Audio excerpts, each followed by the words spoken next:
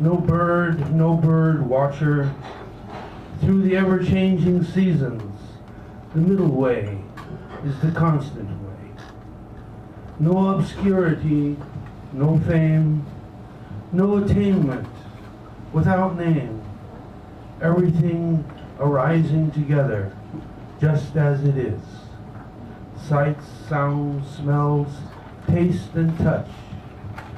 Mind and matter, not one, not two. Way out here in the countryside, chasing the pheasant of my dreams. Hearing its cry, like a sudden pounding on my door. They've come for me at last. Me, the one who vowed not to worry.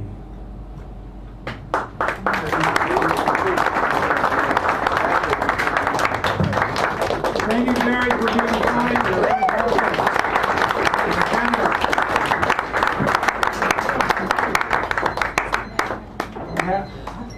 This clock, I'm going to take this clock out and look at it. So this is Wendy, my dearly beloved, coming up. Give him a nice warm.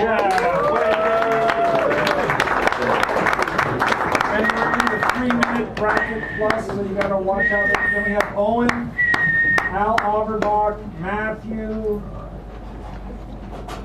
Alice, Bob, Greg, and then Edward. We've got Stephen Coppell, Virginia Barrett, Bobby, Edward James, lots of people coming up, so we're trying to keep it.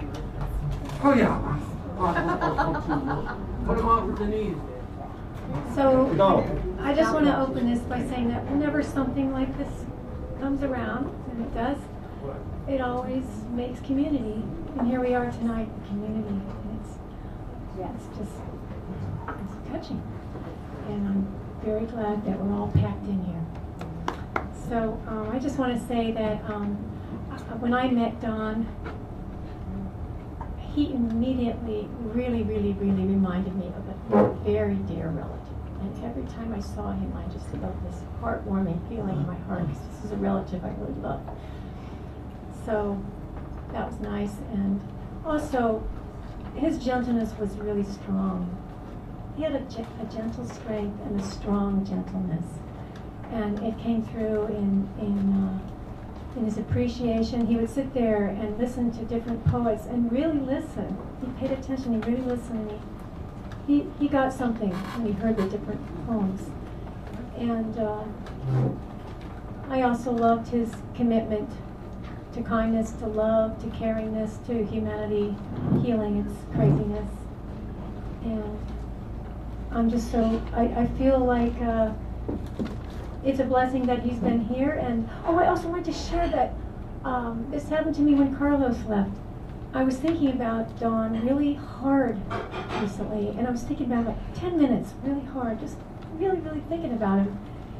And I truly, while I was thinking about him, nothing else, like a meditation, all of a sudden I could feel he was kind of present. I actually felt like he was next to me. It was odd, but that's something I'm very grateful for, to know that in some kind of way there's no separation.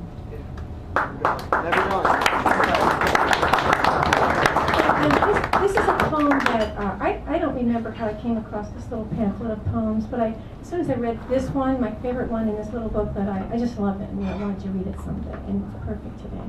It's called What It Is by Charles Kruger.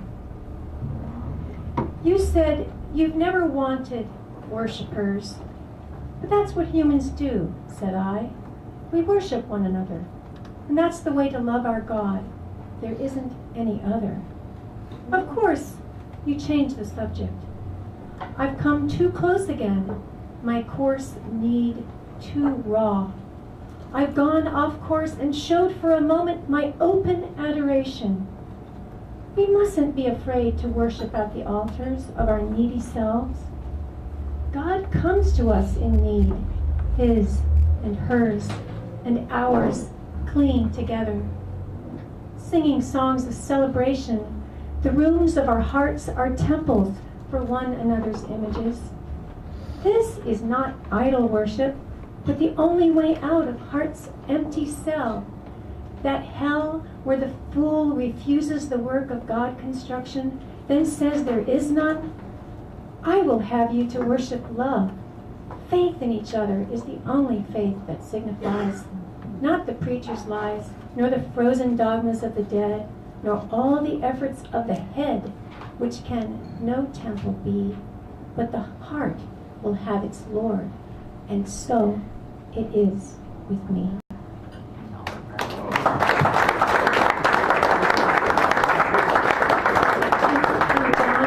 Tree a heart. He was a heart. Thank you. Al? Is Al still? Al Abermiller? No, gone. Huh? He said goodbye alone. Oh, I didn't know. Okay. Matthew, then Alice, then Bob, then Greg. Matthew? They didn't put a last name, so I don't know. Yeah, I'm sorry. It's all right. Thank you. All right. So we're like, 1 nice poem, 3 minutes-ish. We're there. Give him a nice round. He's new here, so cheer him on.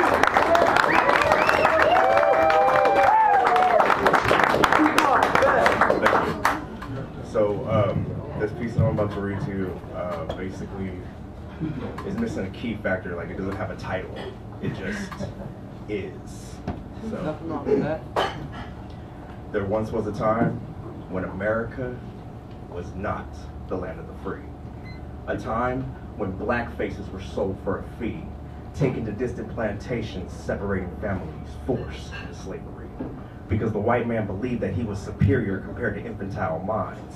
So their whips would scar the skins of captured Africans, ropes would hang from trees, some were forced to walk miles until the bottom of their feet would bleed. Brown skin and cotton gins, shacks damp and cold were the only thing called home. Surround a midnight fire, listen close to the stories that are told. Songs of freedom sung from the lungs of unbreakable souls, so they built railroads under the moon and the stars became maps that led to promised lands at last. They beat, raped, dehumanized innocent lives using fear and guns to control, but they were never able to make the faith of a slave mold. So as I stand here and look at the depths of my third eye, I'm educated and blessed. I will not let the memories of my ancestors go acknowledge the shortest month of the year, but every day of my existence. For instance, check this. I will not let the struggle be in vain. Positive logic has brought us change. Appreciating every action that has been made, and to the leaders who we lost within the fight, will be celebrated here tonight. Because without them, I don't know what it would be to live free, knowing that it was one man's dream that has now become the fabric of our reality.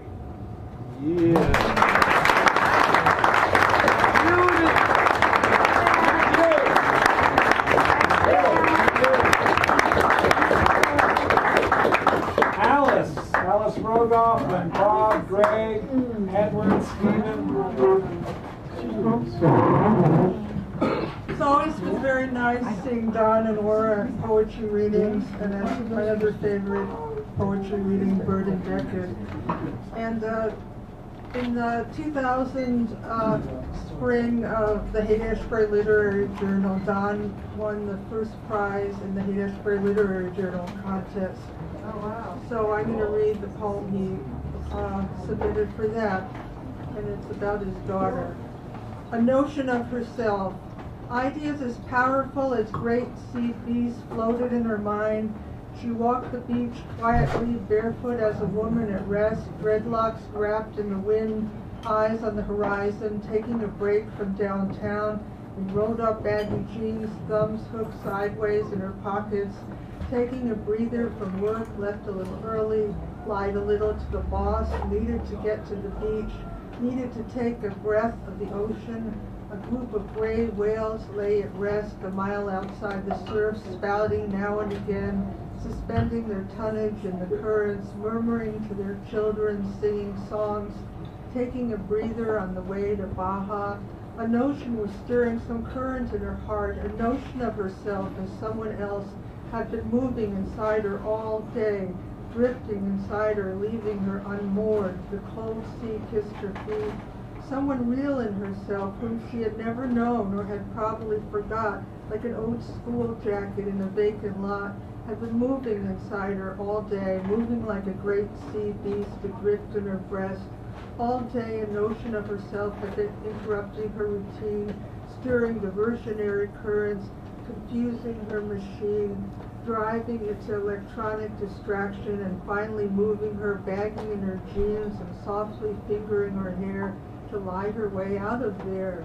A strange notion of herself as someone powerful who had been lost or comatose flowed slowly groaning in her mind, yawning and waking her up, taking her down to the underground, getting her out of downtown, took her walking on a barefoot beach, quietly at first, barefoot as a woman at rest, dreadlocks wrapped in the wind, eyes on the horizon in rolled-up baggy jeans, thumbs hooked sideways in her pockets, until the cold sea soaked her suddenly to her knees and made her trousers cling, and she thought just then she heard a whale sing. Perhaps it was the setting sun wringing colors out of clouds and the wind that touched her hair, but she thought she heard them singing. Perhaps it was her own self laughing, soaking wet from dancing now and splashing like a fool in love with someone new.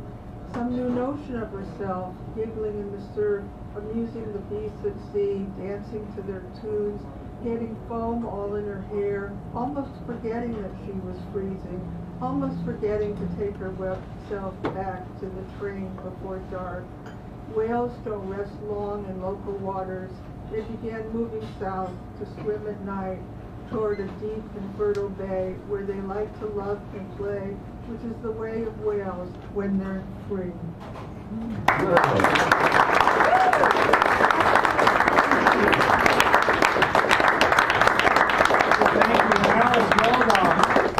Literary Journal. And then we have Owen Dunkel coming up because I missed his name for a second there. And after Owen we have Bob and Greg Pond and the Magic Oko Yono Band. They wouldn't cancel.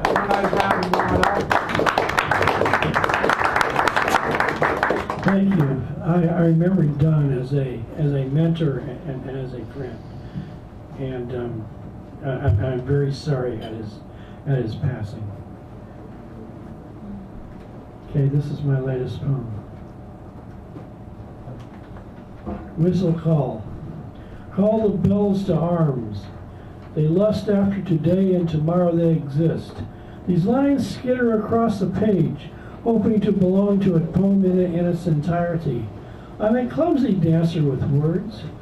I ask the muses to dance and they're indifferent. They look at me like ugly sisters at a ball. Call the lions to rest, not roar. They are my last chance to dance with the indifferent muses. It is their boredom at my non-indifferent advances that I seek and find in a calliope of quiet and tittering affluence and hauteur.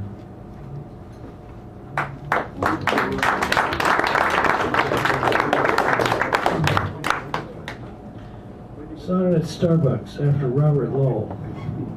Here at Christ's madhouse, the quiet begets more quiet. The iron horse of reality yawns no more today. Today the shoppers walk and laugh past the window. Lowell thundered past my ears. Here no one hears what little my sound there is in a quiet day like all days. I remembered Cronkite years ago. Thank God there is California and there is no snow. However, the wind is sharp enough. People are bundled on the street and their steps are silent. Their faces are tense. I am dense at the beginning, the windy, cruelest month.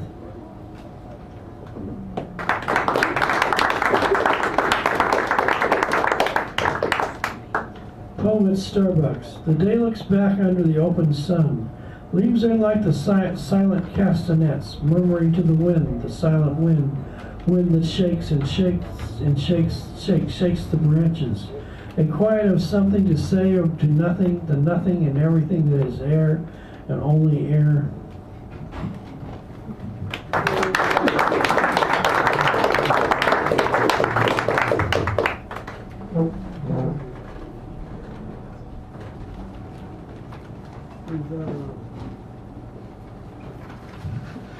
Earlier poems. This is written 10/27/03. Sonnet, Mother's Birthday. The wind flowed me along my tortuous way toward the phenomenon, awards, the dynamo called Market Street, among beggars beseeching shoppers anon. A subdued Halloween, cards for mother, of course, not tardy to her, thrifty Scorpio, the throng. I almost jogged by in a hurry, stopping by the post office, half filled with quietude. I scurried back to the library, half thrilled. Another sharp Wednesday eve, not face to face, I only believe. Okay, thank you very much. And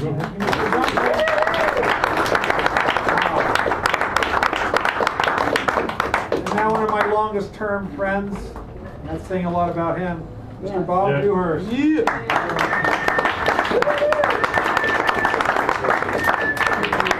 And then Greg and Mr. Mike Hugh, and Lawrence Will.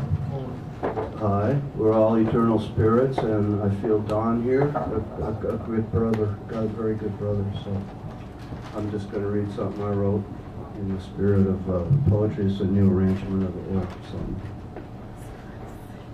So, there's no holding back, is there? This bleeding darkness, silent trickling stars, spinning in a dreaming web. Veiled, I succumb, weep in cold gray tides. No, this'll never do. We must return at once to the sea. She calls us back like her own waves. Night, into this black lustrous pearl will I dive.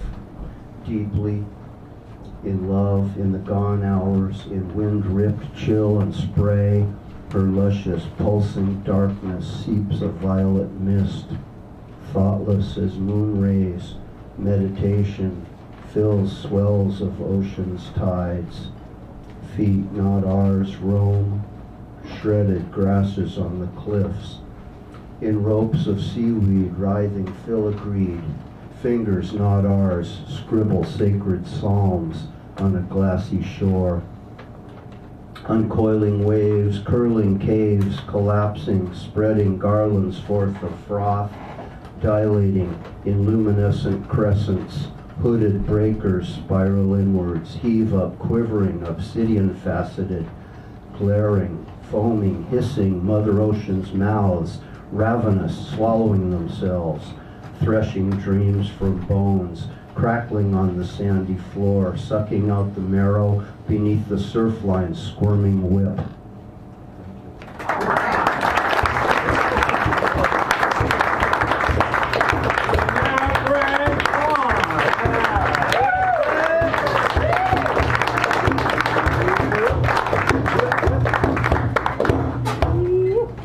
Thank you. Two poems, one of mine that Don liked, and then one of his. Similar subjects. Home cooking. Back burner glows, slow simmer on crock pot watch. Heated up then, turned down low to slightly bubbling, babbling brook in a saucepan. Bring back to a boil after adding 1 can. Sizzling skillet laughs, cookbook recipe asks for half a cup. Add 1 heaping spoon, gently stir and let cool. Rich, thick steam rising and mixing above with the good home aroma of spices and love.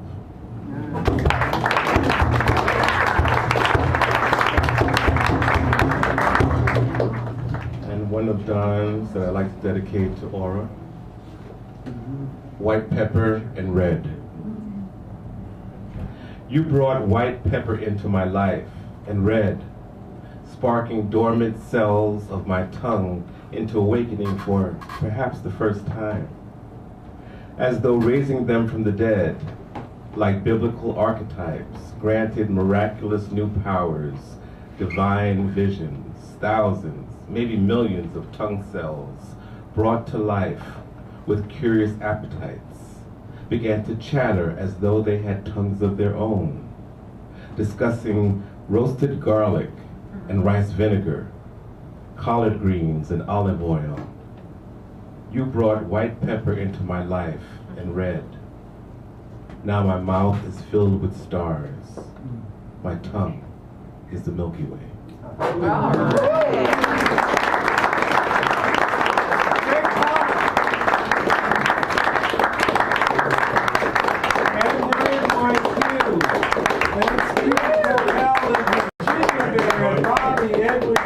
Garrett Murphy, Eddie, Zach, Charles Curtis Blackwell. We close with Sonia and Zane doing their tap dance for extravaganza to the tune of Inagata de Vidas, played by Lawrence Welkin. Lawrence Ferlinghetti. Lawrence is Ferlinghetti. Lawrence of Arabia. I forgot. He quit the band. They wanted to play trap set. He wouldn't. Sorry. He wouldn't. I know. What's going on? Another star. No thought of looking back. Further, higher, Don travels. Our roads remain here. He has reached there. This hero range remains in all its rainbow colors. Further, higher, becoming another star in our sky. No thought of looking back.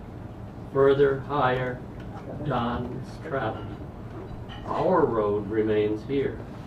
He has reached there.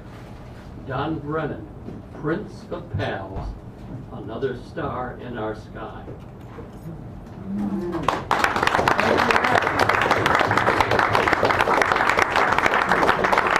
Stephen Codell, Andrew James and Garrett Murphy, and if I have missed somebody and you're on this list and I didn't name your name, I'm apologizing. Help me out because I'm an old man and I forget everything. Except who owes me money. All right, take it all. No, it's not you, dear. December 1999, I was at that same initial presentation of the Haight-Ashbury Literary Journal, along with its presenting editor at that time. Of course, Alice was up here just a few minutes ago. So thank you, Alice, for presenting the Haight-Ashbury at that particular time, or at least the journal part of it. And I was there because I read in some publicity,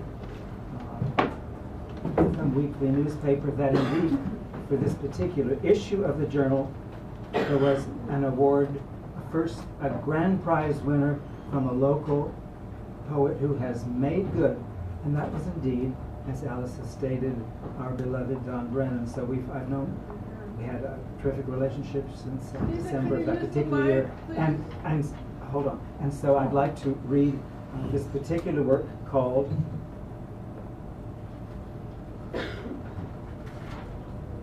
Overnight Train. This was featured in the anthology, Sacred Grounds Anthology, in 2001. And I selected this for tonight's event because Miss Aura and lover Don enjoyed tremendously. In fact, they loved taking their trips to various places to the south, to the east coast, via train. Amtrak was their special friend. And so Don came up with this remarkable and very expressive poem, which I'd like to present tonight in honor of Miss Aura and friend Don. Whoever pinned stars against the LA night was holding me captive in a window seat until the desert mountains showed their teeth. Joshua's raised their arms like followers of Verdun, performing sacred acts along the tracks. Haunted creatures crept beneath the sage, lying low, drawing unnoticed conclusions about surviving time and space. Hesitant serpents complained, tongues traversing the four directions, stalking last night through trailer parks. An occasional cloud of dust appeared at my window to roll unsettled eyes and vanish. A late watch of nightingale sang of restoring order in the grip of electric wires.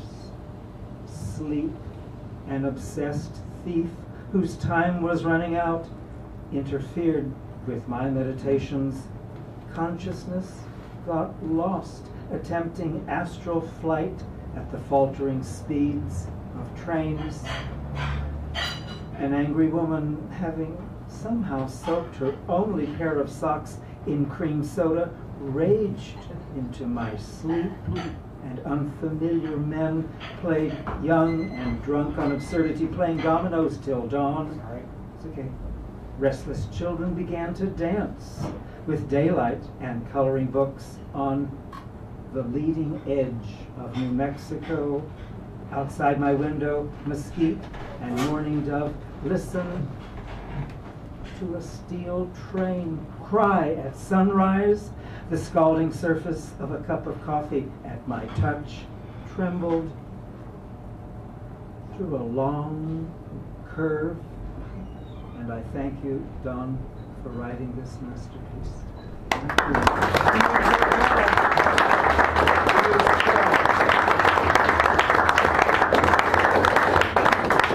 Virginia Barrett is next to be followed by Bobby, then Edward James, Garrett Murphy, Eddie, Zach, and then Charles Curtis Blackwell before closing individuals. Are you both coming? We're doing a double. Oh, you're doing a double. Woohoo! A rare doublet we have here. So I'm really pleased to announce the release of a children's anthology that Don was in.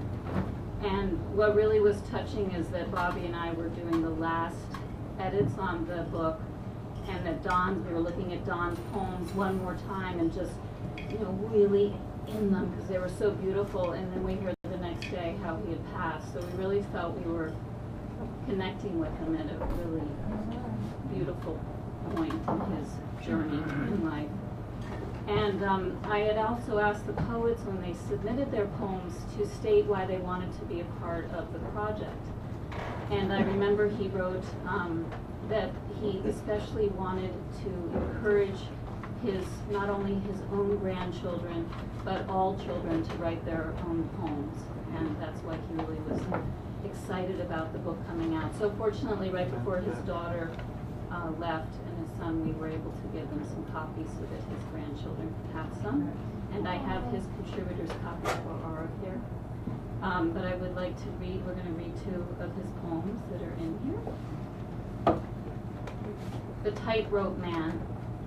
Once upon a time, Oscar and Raphael went to Dolores Park with Grandma, where a man in a green and yellow suit had tied a red rope between 2 trees. "We're in for a treat," said Grandma. "You mean he's selling ice cream?" asked Oscar, who liked ice cream almost as much as he liked taking pictures with Grandma's cell phone. "He's gonna walk through the air on that rope," Grandma laughed. "I want to do it too," insisted Raphael. "You walk through air, and I'll take your picture," said Oscar. So the man in the odd suit put Raphael on the rope 3 times until the boy was able to stand up there and to even take some steps, while Oscar snapped the pictures. Now the boys are older, but they still go to Dolores Park with Grandma. At home, she has a photo of Raphael, the acrobat, hanging on her wall.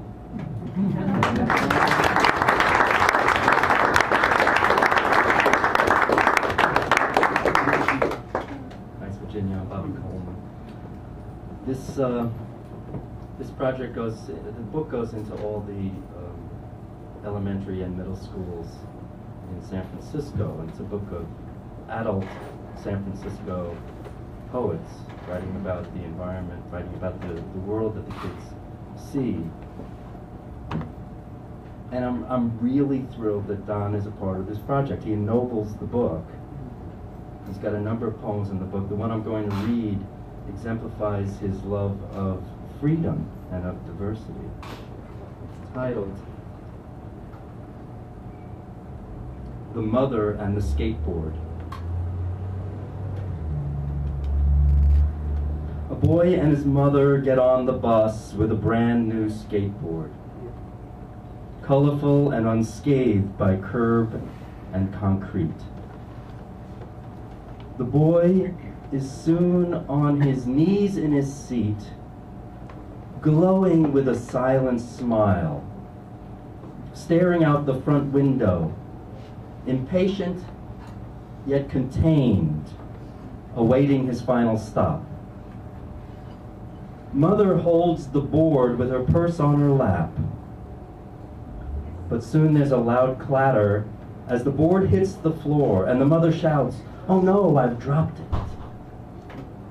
The boy looks at me and grins, as though he seems to know what I know about skateboards.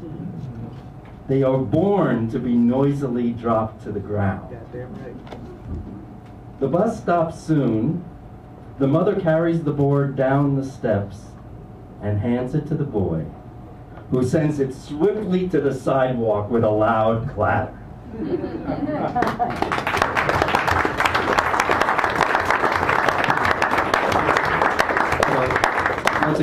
Once again, Don, we love you. Blessings to you. Thank you. You're a class act, a beautiful human being, a real mensch.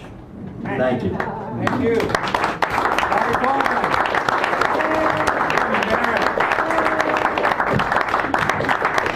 Now Edward James will kindly come fourth and hold fourth or fifth or sixth, whichever number he feels is his. Good evening. And then Garrett Murphy after, just so he knows. Dan, is this the guy that saved your life? Yes, he is the person who has helped me mightily in the cause of justice and free America. Well, maybe we should applaud him for that. Yeah! I applaud the brave man for his journey, his recovery, and being here tonight despite the doctor's orders. Good man. Not only kidding. We gave him morphine out in the parking lot. Yeah. Where's that? Good evening.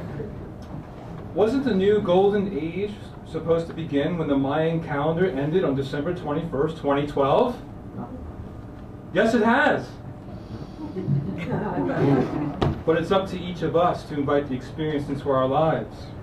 The universe is giving, but are we receiving? We are as empowered as our point of view is open. Blinders come by way of habits, expectations, and past traumas. But deep breaths help us pause to consider the bigger picture, affording us opportunity to expand our consciousness, giving us the edge to meet life's challenges gracefully. Round and round, the universe sends us again and again. But whether we spiral down into a rut or up a stairway to heaven is a matter of mindfulness or lack of. How can we call ourselves conscious beings unless we consider the weight of our spoken word? We cause ourselves drama by consciously justifying unconscious reactions. Dismissal and disapproval of the decidedly unavoidable is an act of ignorance. Our oneness guarantees that everyone and everything, however inconvenient, has its purpose and place. But realizing our oneness requires an ounce of self-discipline and a helping of childlike perception. Anger, fear, and frustration become our experience when we believe that someone or something is blocking us from receiving grace. But only our ignorance can do that, as we are never apart from the source. Ideals and expectations are spiritual faux pas because they blind us to what the universe is actually offering. Our eyes may be windows to the soul, but they also act as blinders to life's graceful potential. I assert, it does not take a special person to live in the flow of life's graceful potential, but rather, it takes special desire. Anyone who chooses to consider their position within the Van Gogh of creation begins to understand the ease that comes from living in awareness of our inherent oneness. We are one being, enjoying a play of infinite possibilities. We are different expressions of a common creative source. We are one, but we are not the same.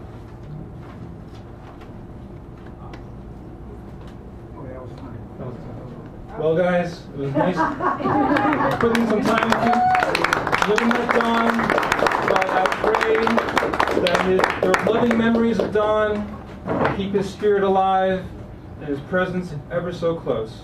God bless you all. Good night.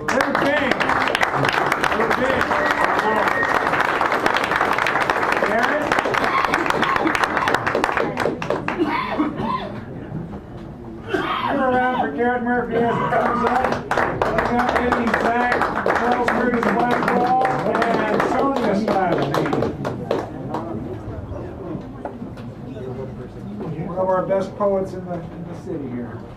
Actually, he lives in East Bay. You know that poet.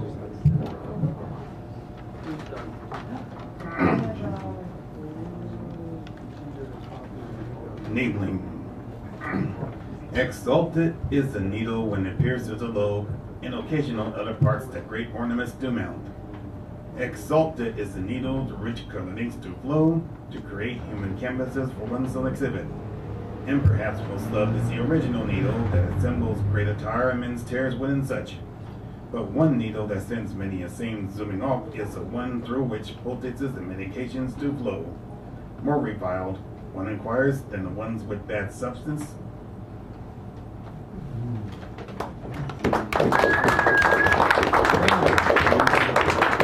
Truth plus self equals. Listen to your inner self, good people. Be true to that self, good people. If more of you did that, crime just might drop its jaw.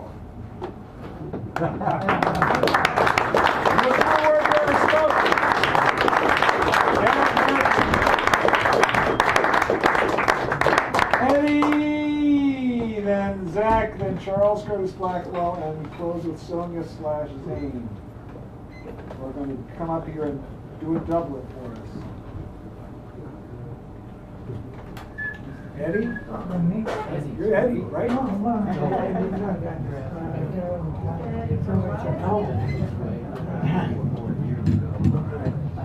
Give it sample. Okay, I'm giving some book, and I got an evening with my granddaughter's birthday. Okay, my name is Eddie. This first poem is I died for a cigarette. I tried to stop smoking, but it seems I can't quit. Because each time I tried, I had a nicotine fit. I felt kind of funny. In fact, I went nuts. I was digging in ashtrays for cigarette butts. I remember the times that I stood up till 4. I was gathering my change for some Arabic store. Now I lay here with cancer, with the guilt and regret that I ever lit up that first cigarette. One led to another, and soon it was packs, and I smoked like a train with my lungs on the tracks. I never would listen to the Surgeon General's warning, and I would light up another as I'd awaken each morning. I tried to stop smoking, and I couldn't stop the crave, and I died for a cigarette. She was written on my grave. One led to another, now my lungs are all black. And someday you might see what I mean. When you die for a smoke, you see there's no joke, just buttons on an X-ray machine. I tried to stop smoking, but I couldn't stop the crave, and I died for a cigarette. Should be written on my grave. So if my money is funny, and my credit still talks, please bury my ashes in a cigarette box.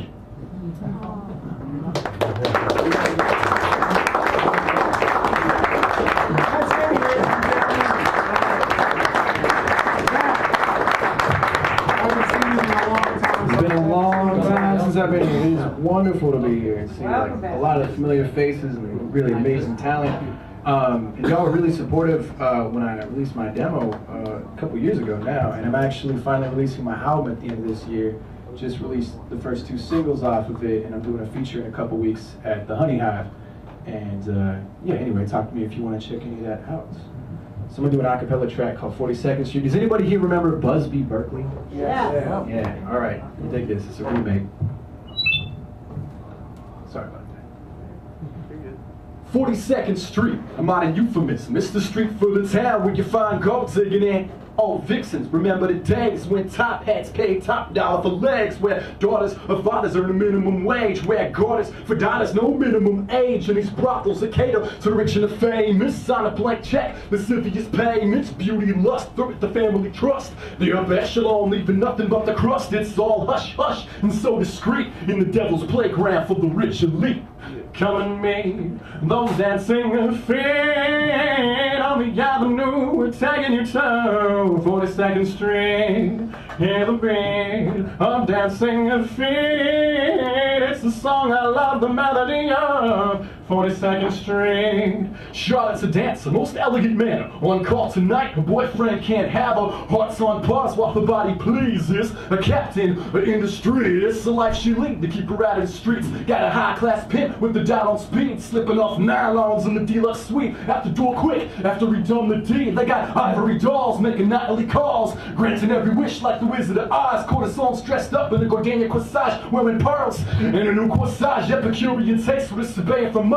Bentley and Rolls, steel parking garages where the idle class gets the finest stats, and every night's a party like it's more than grass. Come and meet those dancing feet on the avenue and tagging your toe, 42nd Street. Classy dames with fancy names, looking innocently. It's the avenue of lust and deceit, 42nd Street. 14-karat cufflinks and Armani blazers are the prerequisite for these movers and shakers. Guests that aren't include senators and mayors and North Atlantic charter crews with an army of waiters, pate on turds, matinee chauffeurs, mansions to leave you at a loss for words. Been this way since the days when William Randolph Hearst, like the have-nots, been stuck in a curse where the underworld and the elite merge. See all the pretty girls in the diamonds and furs. Only time a billionaire bachelor is at work is when he's on 42nd Street spending his worth.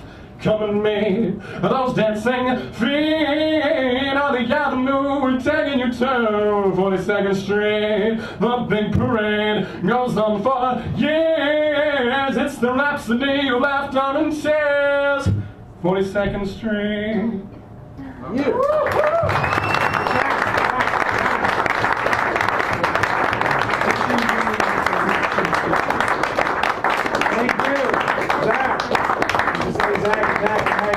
Charles Curtis Blackwell, I haven't seen in a million years, is coming up here right now to give us something before we have our closers. Good to see you. Good to see you. You got it, all right? Genghis.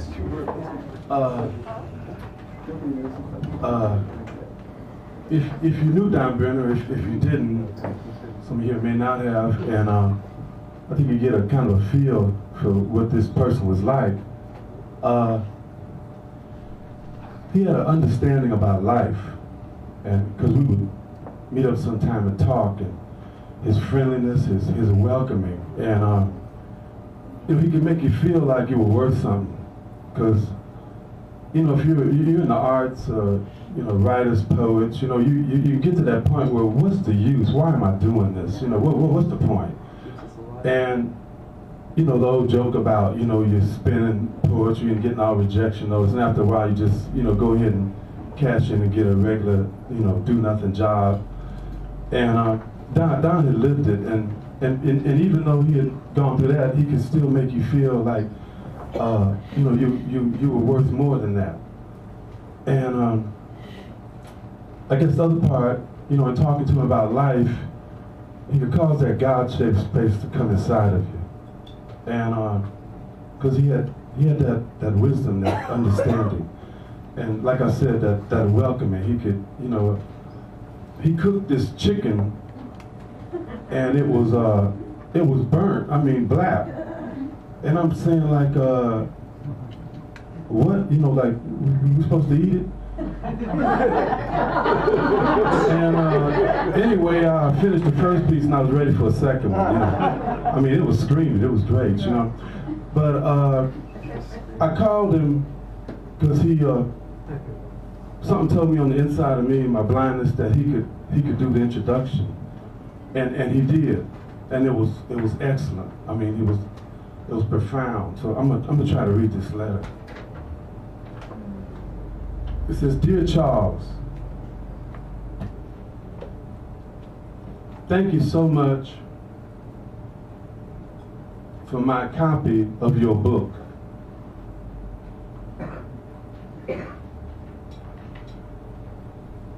And for allowing me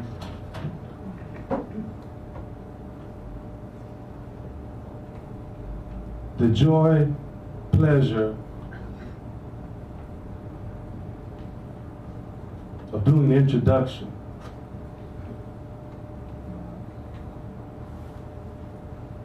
It is actually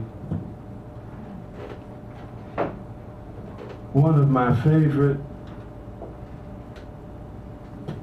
pieces of my own writing. I'm sending you this letter as a special blessing.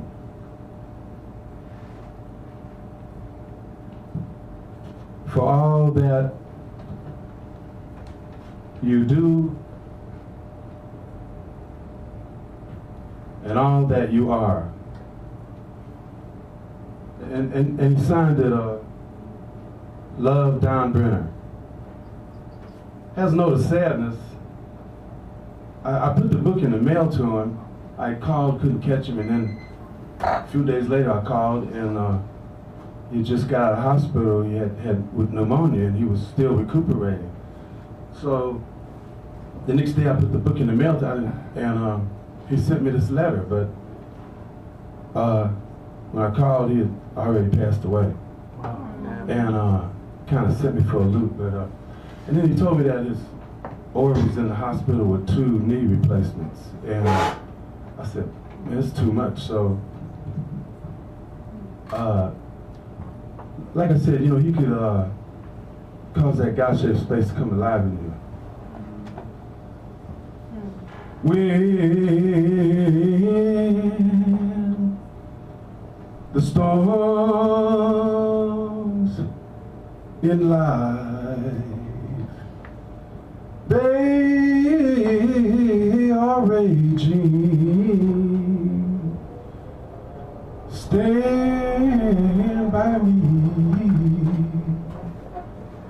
I said, when the storms in life,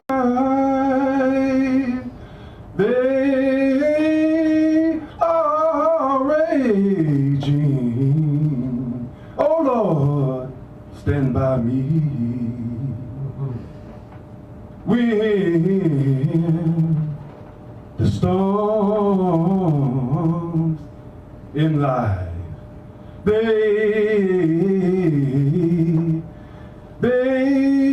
are raging, oh Lord, stand by me.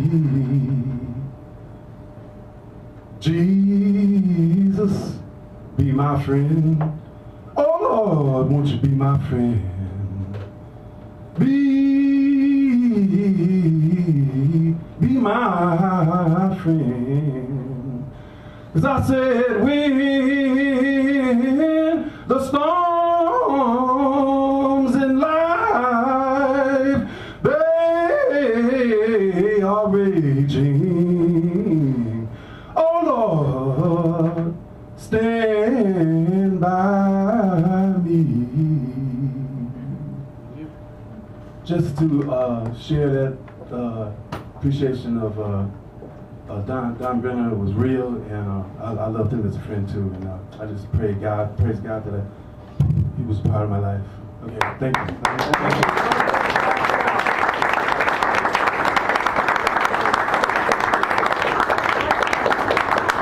Sonia and Zane, you are closing, and then, I don't know, we will take care of other business as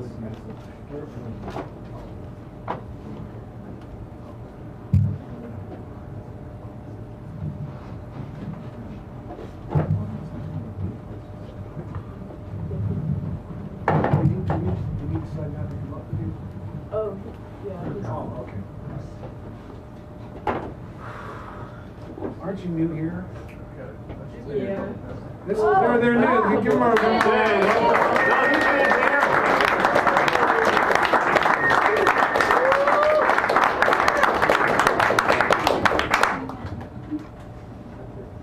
In school, I had always thought I was stupid. Ideas that I wasn't smart enough were reinforced in waves over and over again in my head like a mantra.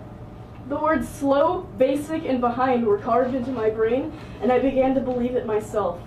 Taunted for not being a GATE student, told that I had the intelligence of a dog, well, I'd rather be a dog than an asshole, dear. Because the measure of one's intelligence here is if they can memorize and regurgitate 50 terms before a test, and then forget them shortly after.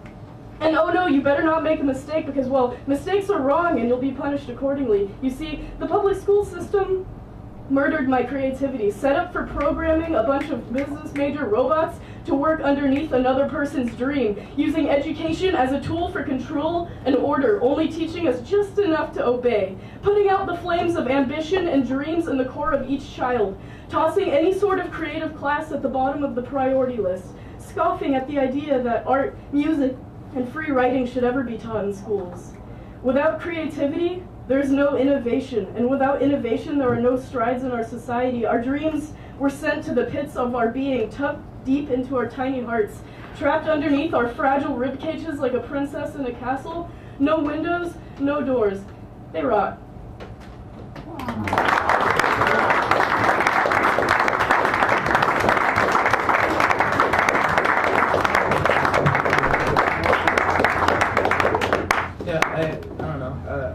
I didn't know Don. I just came here tonight because I wanted to read some poetry and hear some poetry. Yes. I think it's a little bit interesting that something that, like a poem that I wrote probably 1.5 years ago or so, maybe 2 years at this point. I just wanted to read it tonight just because, like, I don't know, I hadn't read it in a while and I felt like it needed to be out into the air again. And I feel like it's relevant to tonight. So you go. This is for Ian Pootsberry. Sorry, guys. People will pass. Church steeples will bring together a mass of people, but none as beautiful as this one group congregated to reminisce on the past, on how life can disappear so goddamn fast. No matter how many bills we pass or votes we cast, we cannot stop death, just as we cannot stop rust from growing on brass. We cannot have stopped Poods from breathing his last breath, so all we can really do is raise the flag half-mast and never forget. Now, I'm not claiming to be his best friend or somebody who was with him until the end, but if I could just send my positive support and energy around the bend to his family and friends, I will not have to speak up here on this topic again. Now try and be calm, try and find clarity. I can only imagine how wrong and scary this all might feel, but do not let the Grim Reaper steal your sunny days. Give every day alive its deserved praise, and if you find yourself lost in a maze asking why, please from me go out one night, close your eyes and raise your gaze to the starry skies, and then open those eyes and you might realize how fucking small we are. This is Poots Part 2. I know that poetry is what's going to get me through this. I do not need to ask anyone to do this. I can be the truest liar that ever set 10 fires in one day to intensify lung decay, but what transpired is that I was tired and scared, screaming some bull fucking shit about how life was not fair. But see, the thing is I was screaming like a baby on a plane. Nobody cares, just everyone stares and wants you to stop. But you know that that pain just won't stop, and I will not drop dead until the cops will have read me my rights. God damn it, I will fight for my right to party. You can call me a smarty for starting to accept far-off trains howling is the best route of escape. Might head to the next Cape or Cape Cod, escape pod hidden in plain sight, right under your nose. Wherever the wind blows is where I'd like to go. I don't know, like for everybody, like just if I can say one more thing, do it for the people that can't, because if you do things inspired by people who have passed on. They aren't dead. They may be in the ground, but they're not gone. Like, shit. Like, it's your decision. Like, I didn't know Don, but like, everything that was said tonight, it seems like he's not gone. So, thank you guys for that.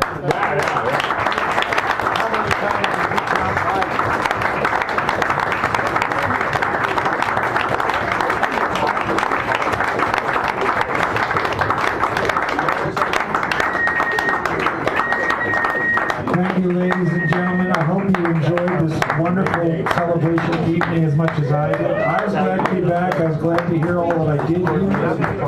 And normally we would do like a little session of prizes, but I'm looking at the clock and I think we'll have to do the prizes next week. I usually have a set of door prizes that I give away, but I think we're not late. And I think we enjoyed ourselves, so I'm hoping you do that. Come back next Wednesday. I may or may not be here. I'm not sure. It depends on what the doctors say, but I hope you enjoyed it as much as I did. Give yourself a round of applause. Shake someone's hand. Talk to that person. Give them some respect. We'll see you next week. No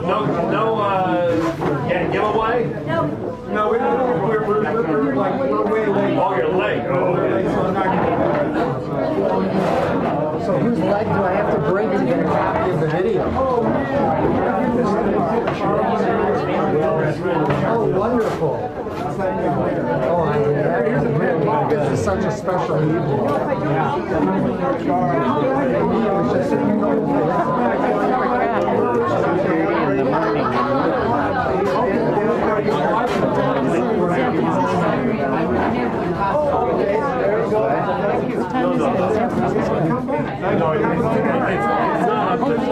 That far. Come over. We've got the May Day coming up. Either right before or after. Come over.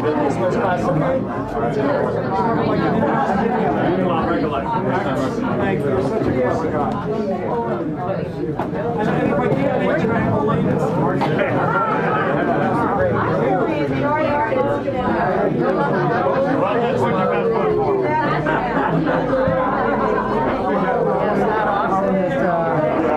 Just at the Jamboree, it's such a warm and such a crowd, and we're crowded off. So that's great.